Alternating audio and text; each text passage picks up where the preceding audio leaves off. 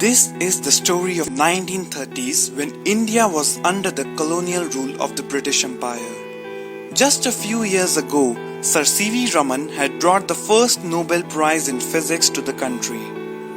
In this uncertain time when India was suffering, there was one student who was dreaming of bringing the second Nobel to his country, and he was none other than Raman's own nephew, SUBHRAMANIYAN Chandrasekhar.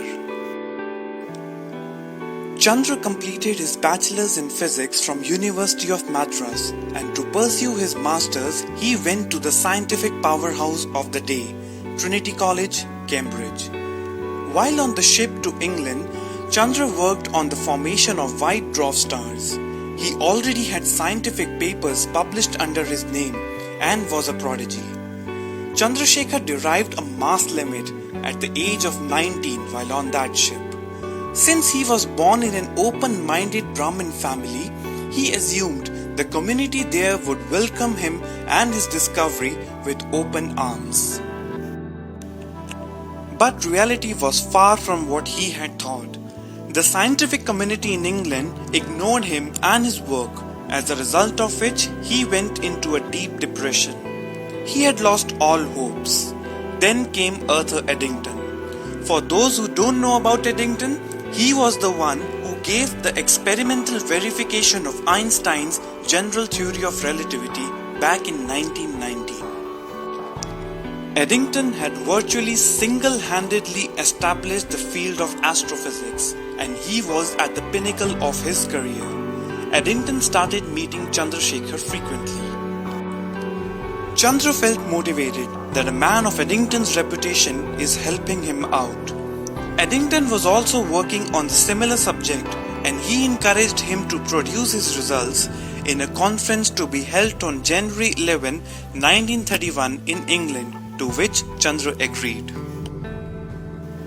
But on January 10, he came to know that Eddington too had a lecture after him, that too on the same topic.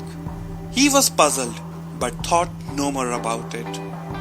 On the day of conference, all the leading figures in astrophysics were at the society. Chandra delivered his paper showing a graph that made it transparently clear that a star above a certain mass would inevitably dwindle to nothing and beyond.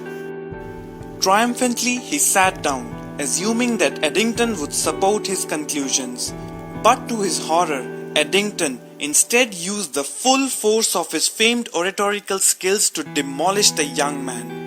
Had Eddington befriended Chandra in order to destroy him? Eddington argued that Chandra's theory was mere mathematical game-playing with no basis in reality. How could something as huge as a star possibly disappear? Eddington's arguments were unfounded and highly dubious, but the weight of his reputation was such that no one dared disagree with him. Chandra was not even given the opportunity to reply. The controversy rumbled for years. Chandra and Eddington came across each other in many conferences, and it was Eddington who was always favored.